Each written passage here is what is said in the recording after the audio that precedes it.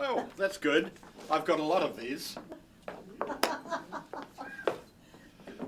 I was misled in table topics. When she said we were going to talk on broad subjects, I thought we were going to talk about women and just, the whole thing. But it just That's another couple of weeks. didn't work, that one. Huh? Okay. My card said on children, and my parents had a lot of children. My father had a very strange birds and bees talk for me. Because I asked him, where do brothers and sisters come from?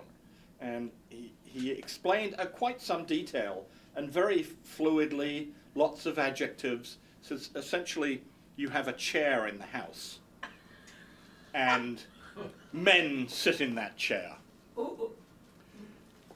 Okay, got that. Understand that.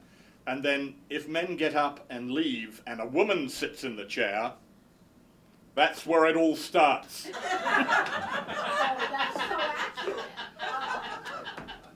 It handled it for me. Any stable datum at all, and it's, I'm a happy camper.